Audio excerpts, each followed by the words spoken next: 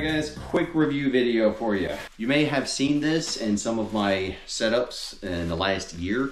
This is the Naturehike 1 ultralight tent. Just around 2 pounds, and for the price of, last I looked, 120 bucks. This thing's friggin' unbeatable. Alright, so we have beat the crap out of this over the last year. So if you look at all the ultralight tents out there, the companies have to find a balance between weight and ruggedness. While I have bashed ultralight stuff and backpacker stuff over the years, I do see a point to some of it. Okay, so if you're not doing tactical stuff in the woods where things will get destroyed and beat down and you just can't baby your gear at all, you might want to look into some of the ultralight stuff or just things that are made for the backpackers. As an example, I have the recent Enlightened Equipment Convert, the synthetic version, and that has been outstanding so far. Some of this stuff you're going to have to be a little more careful with.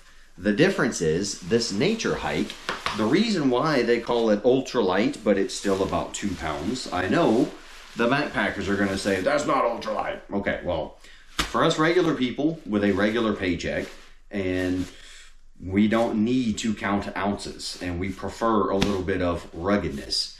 That weight is actually not that bad at all, especially if you consider something like the military tents. The light fighter is about 5 pounds, maybe 4.5 at patrol weight if you dump all the extra stuff. The Army ICS, which is an outstanding tent, but it weighs about 6 pounds complete, okay? So now compare that to a 2 pound tent, all right? If we're talking about carrying your stuff everywhere you go and setting up camp, that weight difference is major. Now this sets up like your standard freestanding tents. One thing is because it is a cheaper product, these stakes, the tent pegs, they are absolute garbage. It's those regular L-shaped aluminum ones. They bend if it's any kind of hard ground. So you might want to invest in some better tent stakes. However, this is a truly one-person tent. To me, that means one person is that I'm going to fit in there pretty comfortably with some things around me, but the ruck will have to go outside.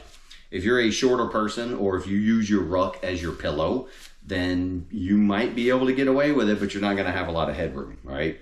Also, if you're like 6'4" plus, your head's going to be touching and your feet are going to be touching. So no super giant people in this one. Another bummer. I do have the Naturehike 2. It's not ultralight, but they call it a backpacker's tent. It's just over 3 pounds. The 2-person tent is a little bit longer. It's a lot wider, and you can actually stow your gear inside of the tent.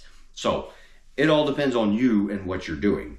Now, for the tactical world, this is not going to be a great tent for you because what you're going to have to do, it is designed for safety. People hiking, camping where other people are. So there's like reflective markers all over it.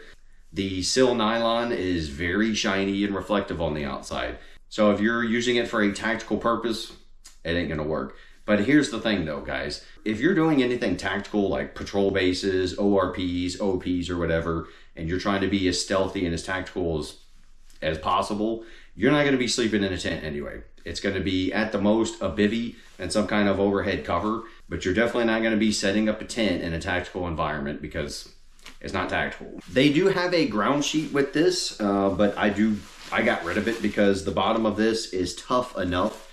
If you're sleeping in like alpine regions where it's very rocky bottoms and there's things on the ground you just can't get out of the way, you might want to consider bringing the ground sheet with you.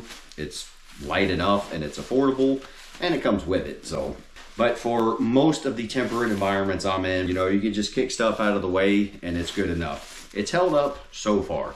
I haven't been in any monsoons with this, but that's okay because the design of these tents, they're not designed to have puddles of water sitting on them. It's actually designed to let the water drip down off the sides.